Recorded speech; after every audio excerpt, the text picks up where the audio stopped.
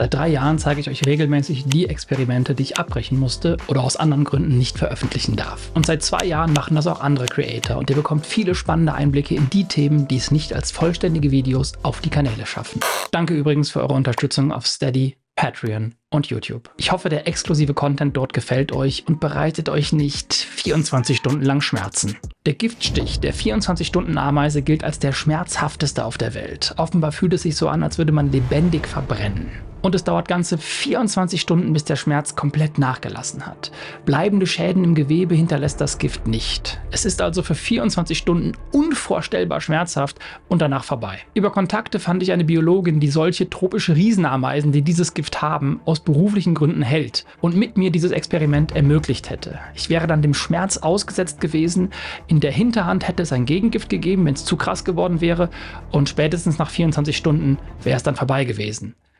Zumindest körperlich. Und genau das war der Grund, warum ich es nicht gemacht habe. Körperlicher Schmerz hat nicht nur Auswirkungen auf unseren Körper, sondern kann natürlich auch der Psyche nachhaltig schaden. Ein solch lang anhaltender, schrecklicher Schmerz, wie ich ihn noch nie im Leben gespürt habe, schien mir ein bisschen unnötig gesundheitlich und ein bisschen zu großes Risiko für mich. Da war meine Neugierde doch nicht groß genug für und außerdem wollte ich keine Ameisen ärgern. Hättet ihr das gemacht oder habt ihr vielleicht sogar diesen Schmerz dieser Ameise schon mal erleben müssen? Schreibt mir das gerne mal, denn ich werde das jetzt nicht mehr machen. Eine Woche gar nichts mehr aufschreiben.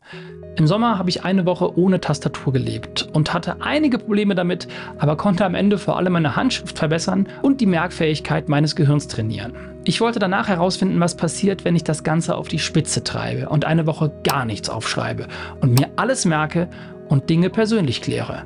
Kann sich mein Gehirn die festen und auch wechselnden Termine einer ganzen Woche merken? Und wie gehe ich als Drehbuchautor mit meiner Arbeit um? Brauche ich vielleicht einen Sekretär oder eine Sekretärin? Und was mache ich, wenn ich irgendwas unterschreiben muss? Zum Beispiel einen Vertrag. Und wenn ich niemanden habe, der das für mich übernehmen kann. Und dafür habe ich direkt Christian Solmecke angefragt. Hier kommt es darauf an, um was für einen Vertrag es sich überhaupt handelt und ob es für diesen speziellen Vertrag irgendwelche Formvorschriften gibt. Denn die meisten Verträge, die können natürlich auch mündlich geschlossen werden. Und dann dient die Unterschrift nur den Beweiszwecken, sollte es später zu irgendwelchen juristischen Streitigkeiten kommen. Diesen Beweis kann man aber, wenn der andere Vertragspartner einverstanden ist, auch anders festhalten, zum Beispiel durch ein kurzes Video, was man dreht. Anders sieht's aus, wenn für den Vertrag im Gesetz eine bestimmte Form vorgeschrieben ist. Bei Textform beispielsweise reicht eine E-Mail, die auch jemand anderes für einen schreiben kann. Bei Schriftform allerdings muss man in der Regel eine eigenhändige Unterschrift leisten. Bei vielen Verträgen kann man sich dabei vertreten lassen und als Alternative bietet Paragraph 126 Absatz 2 des Bürgerlichen Gesetzbuches auch das notariell beglaubigte Handzeichen. Ohne Unterstützung geht's aber bei Verträgen mit Schriftformerfordernis leider nicht. Warum gab es dieses Experiment nicht? Weil es euch nicht interessiert hat. Also Teil 1 war das am schlechtesten geklickte Video auf meinem Kanal im letzten Jahr und daher habe ich auch das andere Thema gelassen und mich neuen Ideen zugewandt. Zum Beispiel 24 Stunden Lärm. Was passiert, wenn man 24 Stunden Lärm ausgesetzt ist? Man bekommt einen dauerhaften Hörschaden. Lärm kann uns vor allem auf Dauer richtig krank machen. Wenn wir ständig einer hohen Lautstärke ausgesetzt sind, entsteht sogenannter Lärmstress, der für Herz-Kreislauf-Erkrankungen sorgen kann, schreibt die Journalistin Anna-Kathrin Hensch in ihrem Artikel in National Geographic. Ein Hörtest in Vorbereitung auf dieses Experiment ergab, dass mein Hörvermögen ziemlich gut ist. Also auf dem rechten Ohr. Auf dem linken ist es nur okay. Das liegt eventuell daran, dass ich früher im Proberaum 2 Jahre lang links neben mir das Schlagzeug stehen hatte, wenn wir geprobt haben. Das war ein sehr lauter Arbeitsplatz. Lärmschwerhörigkeit gehört zu den relevantesten Berufskrankheiten. Da es immer noch zu viele laute Arbeitsplätze gibt, sagt Philipp Leistner, der Direktor für Akustik und Bauphysik an der Uni Stuttgart. Verschiedene Experimente weisen darauf hin, dass unsere Hörschäden permanent sind. Also wenn es einmal schlechter geworden ist, bleibt es so. Sich also 24 Stunden Dauerlärm auszusetzen, wäre sehr unklug. Aber bereits Verkehrslärm kann uns ernsthaft krank machen. Und nicht nur uns, sondern auch unsere Tiere und Pflanzen. Wieso gibt es eigentlich immer noch Silvester? Das sind zwischen 120 und 180 Dezibel für unseren Körper. Und Schäden für unsere Ohren gehen laut der Weltgesundheitsorganisation bereits bei einer Dauerbeschallung von 60 Dezibeln los. Und das ist nun die Lautstärke einer normalen Unterhaltung. Und selbst wenn ich mich nur sehr leiser, aber konstanter Musik und Geräuschen aussetzen würde, wäre ich gefährdet, weil unser Körper akustische Erholung braucht. Und die erfahren wir zum Beispiel bei entspannten 35 Dezibel. Und das habe ich dann auch gemacht. Kopfhörer mit 35 Dezibel lauter Musik für 24 Stunden. Und der Grund, warum es dazu kein Video gab, sind die Ergebnisse. Es gab keine wirklichen. Tagsüber war ich zwar ein bisschen unkonzentrierter und nachts haben mich die Kopfhörer einfach nur beim Schlafen gestört, weil sie im Weg waren, nicht weil da Sound drauf war. 35 Dezibel ist die Lautstärke von Blätterrascheln oder der Geräuschkulisse einer Bibliothek, in der ich übrigens einen guten Teil des letzten Jahres verbracht habe. Nicht nur zur akustischen Erholung. Ich lese sehr viele Bücher, Comics und Liebefilme und das geht mit der Zeit ziemlich ins Geld. Allein die Kosten der Bücher waren in den letzten Jahren gar nicht so wenig. Ich weiß gar nicht, ob ihr nicht vielleicht sogar Hörer habt, je nachdem, was für Bücherwürmer ihr seid.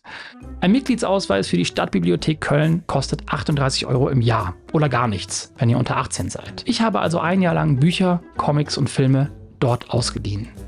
Das führte dazu, dass ich sehr viel mehr gelesen habe und das war sehr gut. Und deshalb haben sich meine Kosten im Jahr 2022 für Bücher radikal reduziert. Ja, sie sind nicht auf Null gegangen, weil es gab dann trotzdem immer mal wieder Bücher oder Comics, die ich unbedingt im Regal haben wollte. Wie zum Beispiel Stefan Schallers Schattenmutter oder Was man sät von Marieke Lukas Rinjefeld. Beides Empfehlungen. Eine Woche nichts berühren. Eine Woche gar nichts berühren wäre unmöglich. Daher habe ich versucht, eine Woche zumindest nichts direkt mit Händen oder Füßen zu berühren. Einigen ist das im wöchentlichen Stream auch aufgefallen. Ich habe Handschuhe getragen und fast meinen ganzen Körper in Klarsichtfolie gehüllt, mit ein paar Luftlöchern, um möglichst wenig direkt fühlen zu können. Aber die Durchführung war mangelhaft und die Ergebnisse nicht interessant. Ähnlich wie bei meinem Versuch, einen Monat ohne Heizung leben und immer kalt duschen. Hatte keinen Effekt. Kalt duschen mache ich schon länger und ich dachte, das wird dann schwieriger, wenn die Wohnung richtig kalt wird, aber ich wohne zwischen zwei anderen Parteien in einem Mietshaus und von allen Seiten wird so absurd viel geheizt, dass ich quasi nie zu einer kühlen Temperatur komme. Ich habe quasi keinen wirklichen Unterschied bemerkt. Aber bei einem anderen Experiment habe ich einen großen Unterschied gemerkt. Gemeinsam mit der Uni Wien wurde ich in meinen Kommentaren unter meinen Videos gezielt attackiert. Studierende der Uni Wien schrieben unter Fake-Accounts gezielt übergriffige und sehr beleidigende Kommentare gegen mich und meine Videos. Auf diese Kommentare wurden dann auch noch Likes gekauft, damit viele von euch sie sehen. Das Ergebnis war, dass ihr entweder aktiv gegen diese Beleidigungen vorgegangen seid mit Gegenrede oder sie ignoriert habt oder sogar gemeldet habt, sodass sie in meinem Ordner zur Überprüfung gelandet sind und nicht mehr sichtbar waren. Also vielen Dank nochmal, dass ihr eine so tolle Community seid. Für ein ganzes Video gab es aber nicht genug Stoff. Es hat mich persönlich aber sehr gefreut, wie ihr euch verhalten habt. Und zum Abschluss ein Video, das ich bisher einfach nicht organisiert bekommen habe, ist ein persönliches Projekt. Da mein 5. Geburtstag ausfallen musste, hatte ich die Idee, diesen endlich mal nachzuholen und alle alten Kindergartenfreunde von damals einzuladen, um dann 1:1 den Geburtstag nachzustellen, der mein 5. gewesen wäre. Ich glaube, das wäre eine bizarre wie schöne Erfahrung und könnte ein sehr schönes, wholesome Video werden.